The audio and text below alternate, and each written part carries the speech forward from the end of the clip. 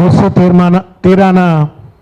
తీరాన బస్తీ పోరాటం అంశంపై రౌండ్ టేబుల్ కార్యక్రమాన్ని నిర్వహిస్తున్నటువంటి తెలంగాణ బస్తీ జాయింట్ యాక్షన్ కమిటీ నాయకులు సోదరులు గౌరవనీయులు గోసుల శ్రీనివాస్ యాదవ్ గారు, అదేవిధంగా ఈ సమావేశంలో ఉన్నటువంటి మేధావులు, ఉద్యమకారులు, అదేవిధంగా బస్తీ బాధితులు అందరికీ కూడా పేరు పేరున హృదయపూర్వకంగా నమస్కారం. ఇంతకుముందు పివి రావు గారు అన్నారు, మనం అందరం మాట్లాడుతున్న మాటలు విని ప్రభుత్వానికి కనువిప్పు కలగాలని చెప్పని అన్న కలలు కంటున్నాడు. అధికారంలో ఉన్నటువంటి వాడు దున్నపోత మీద నీళ్లు పడితే కూడా దున్నపోత అన్న కదులుతుంది, కానీ ఈ ప్రభుత్వం కదలదు. ఎందుకంటే ఈ 2 సంవత్సరాలలో ఈ ప్రభుత్వం చేసినటువంటి దాష్టికాలు, దుర్మార్గాలు, దోపిడీ వ్యవస్థను ఎట్లయితే కొనసాగించిండో, అనేక సార్లు మా జాన్సక్క లాంటి వాళ్ళు ఎంతమందో ఎన్నిసార్లు గొంతెత్తి తెరిచినప్పటికీ కూడా అవి దున్నపోత మీద నీళ్లు పడ్డట్టుగానే ఉంది. వాళ్ళ దోపిడీ, వాళ్ళ ఆధిపత్యం, వాళ్ళ అహంకారం, వాళ్ళ అవినీతి నిరాటంకంగా కొనసాగిస్తూ పేదోళ్ల ఇండ్ల మీద పడి వాళ్ళ ఒక దుర్మార్గమైనటువంటి ఒక రాక్షస పాలన కొనసాగిస్తూ ఉన్నారు.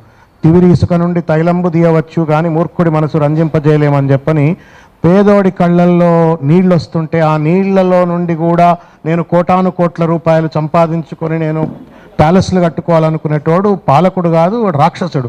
అటువంటి రాక్షసుడు ఇవాళ దురదృష్టవశాత్తు తెలంగాణ రాష్ట్రంలో ముఖ్యమంత్రిగా ఉన్నాడు. కాబట్టి ఇవాళ మనం అందరం ఇక్కడికి వచ్చి ఈరోజు ఇక్కడ కూర్చొని ఈ రకమైనటువంటి ఒక ఆరాటాన్ని, ఆవేదనను వ్యక్తీకరించేటువంటి ఒక పరిస్థితి కనబడతా ఉంది. నేను నిన్న ఎక్కడనో కోత్వాల్ కూడా ఒక మీటింగ్లో రేవంత్ రెడ్డి గారు మాట్లాడుతున్నటువంటి ఒక స్పీచ్ క్లిప్ చూసిన. మీరు కూడా చూసినరా అక్క? నాకు తెలియదు, చూడ్రి. ఏమంటాడంటే, ప్రకాష్ గౌడ్ అనేట ఆయన ఎమ్మెల్యేగా గెలిచిండు, 2-3 సార్లు గెలిచిండు, 4 సార్లు గెలిచిండు అన్నాడు కదా. 4 సార్లు గెలిచిండు. ఎట్లా గెలిచిండో తెలుసా? ఇంకా అపార్ట్మెంట్ వాళ్ళ ఓట్లు కాదు, మొత్తం బస్తీ వాళ్ళ ఓట్లతోటే గెలిచిండు అని చెప్పిండు. మరి గా మాత్రం ఇంగితం ఎందుకు ప్రదర్శిస్తలేవురా నాయనా? వాళ్ళ ఓట్లతోటే ఎమ్మెల్యేలు గెలుస్తారు అని చెప్పని అన్నప్పుడు మరి ఓట్లు వేసిన వాళ్లకు అన్నం పెట్టిన చేతికి సున్నం పెట్టినట్టుగా వాళ్ళ ఇండ్లను ఎందుకు విధ్వంసం చేస్తూ ఉన్నావు? ఆ బస్తీవాసుల జీవితాలలో ఎందుకు ఇవాళ వినాశనానికి పాల్పడుతున్నావు అని చెప్పని గల్లబట్టి వాళ్ళ రేవంత్ రెడ్డి గారిని, ప్రభుత్వాన్ని అడగవలసిన అవసరం ఉంది. ఏదో ఉట్టిగానే మాట్లాడడం కోసం, బస్తీవాసులను ఉబ్బియడం కోసం ఇష్టం వచ్చినట్టు మాట్లాడినటువంటి ఒక రేవంత్ రెడ్డి గారు ఆ ఔచిత్యము, ఆ విఘ్నత, వాళ్ళ వల్లనే మేము అధికారంకి వస్తాము అనేటువంటి ఒక విఘ్నత ఈ మూసీ పరివాహక ప్రాంతంలో దాదాపు 1,50,000 ఇండ్లను కూలుస్తున్నప్పుడు, దాంట్లో దాదాపు బస్తీవాసులే ఉన్నప్పుడు ఆ వాళ్ల పట్ల ఆ రకమైన ఆర్ద్రత, ప్రేమ, లేకపోతే ఆ కృతజ్ఞతాభావం రేవంత్ రెడ్డికి ఎందుకు మిస్ అయింది అంటే, వాళ్లకు డబ్బు మీద ఉన్నటువంటి ఒక మక్కువ, దోపిడీ మీద ఉన్నటువంటి ఒక మక్కువ ఇవాళ ప్రజల మీద లేదు అనేటువంటిది స్పష్టంగా ఈ ప్రభుత్వంకు ఉన్నటువంటి ఒక వైఖరి స్పష్టంగా కనబడతా ఉంది. ఇకపోతే నాకు అనిపించేది, ఎక్కడ చూసినా ఏమన్నాడు రేవంత్ రెడ్డి? నన్ను కోసుక తిన్నా పైసలు లేవన్నాడు. నన్ను ఓసుక తినరి, రిటైర్ అయిన వాళ్ళకు పైసలు లేవు, పెన్షన్లకు పైసలు లేవు, ఫీ రియంబర్స్మెంట్కు పైసలు లేవు, కాంట్రాక్టర్లకు డబ్బులు లేవు, రోడ్ల మీద గుంతలు పడితే వాటికి డబ్బులు లేవు, హాస్పిటల్ మందులకు డబ్బులు లేవు, దేనికి డబ్బులు లేవు, మింగమెతుకు లేదు, మీసాలకు సంపెంగనునా అని చెప్పని మూసీ నదిని మాత్రం శుద్ధి చేస్తా అని చెప్పని ఎన్నికల మేనిఫెస్టోలో చెప్పనట్టు అంశాన్ని ముందుకు పట్టుకొచ్చి వాళ్ళ గాంధీ విగ్రహం పేరు మీద అడ్డమైన డ్రామాలు చేస్తూ వాళ్ళ పేదల ఇండ్లు కూలుస్తూ ఉన్నాడు. ఇవాళ అంబేద్కర్ ఫాలోవర్స్ ఉన్నారు, చాలామంది అంబేద్కర్ను అభిమానించేటువంటి వాళ్ళంతా ఇక్కడ ఉన్నాం మనం. ఒక పక్కన గాంధీ విగ్రహం పెడతా అంటున్నాడు, మరో పక్కన 125 ఫీట్ల అంబేద్కర్ విగ్రహం ఉంటే దాన్ని మాత్రం తాళం వేసి బందీ చేసి పడేస్తారట.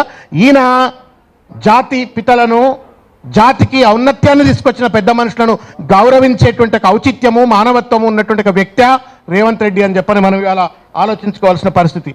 మిత్రులారా, బహుశా దేశంలో కాంగ్రెస్ పార్టీ రాహుల్ గాంధీ పట్టుకొచ్చిన చట్టం ఆర్టీఏ ల్యాండ్ ఎక్విజిషన్ యాక్ట్ 2013లో బట్టా పరిశోధన అని చెప్పని ఉత్తరప్రదేశ్లో మాయావతి గారు బట్టా పరిశోధన ప్రాంతంలో భూసేకరణ పరిశ్రమల కోసం చేపడుతుంటే రాత్రి దొంగపోయినట్టు రాహుల్ గాంధీ పోయి మోటార్ సైకిళ్ళ మీద పోయి అక్కడ బాధితులతో మనం ఇవాళ ఎట్లయితే మూసీ పరివాహక ప్రాంతంలో పోవాలంటే పోలీసుల కంచెలను దాటుకుని ఎట్లయితే పోతున్నామో ఆయన అట్లే పోయిండు.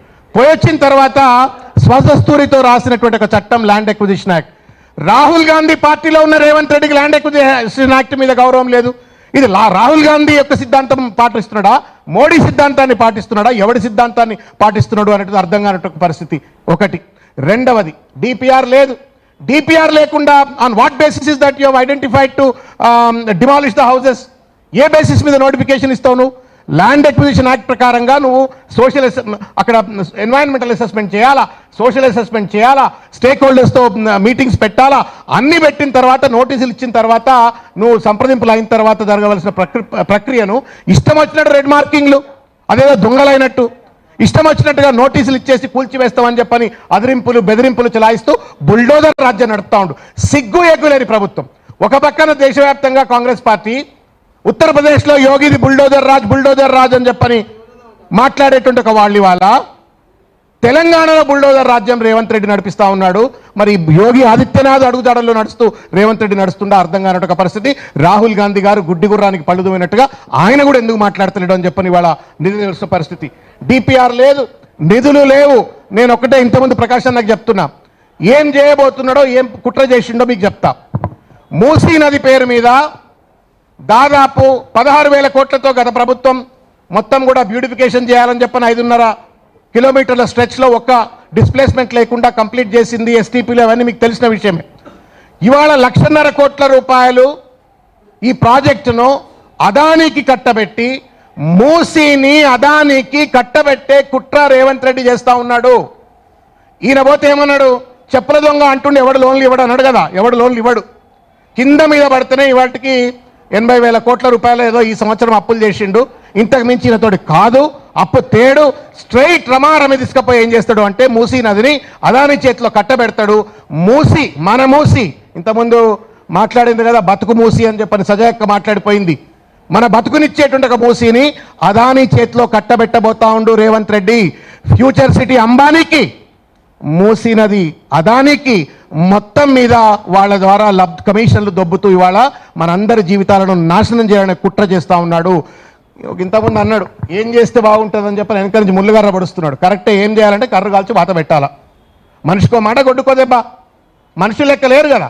ధైర్యం ఏంది చెప్పనా నిన్న రేవంత్ రెడ్డి దక్క. ధైర్యం ఏంది రేవంత్ రెడ్డిది అంటే, నేను ఇండ్లు కూల్చినా, బుల్డోజర్లు నడిపినా, కంపెన్సేషన్ ఇవ్వకపోయినా, ఏం చేయకపోయినా నాకే ఓట్లు గుద్దుతారని చెప్పను. ఎందుకు? బస్తీ వాసులు నేను ఎట్లా చెప్తే అట్లా ఆడతారు, నా ఓట్లు వేయించుకోగలుగుతా అన్నట్టు ఒక ధైర్యంతో 4 సార్లు గెలిచిండు, 5 సార్లు కూడా గెలుస్తాడు ప్రకాష్ గౌడ్ అని చెప్తుండు.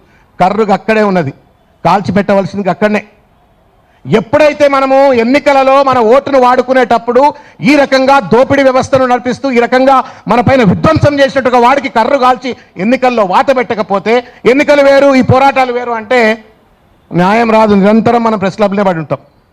కాబట్టి సరి అయిన టైంలో సరి అయినటువంటి ఒక వాత పెట్టాల్సిన అవసరం ఉంది.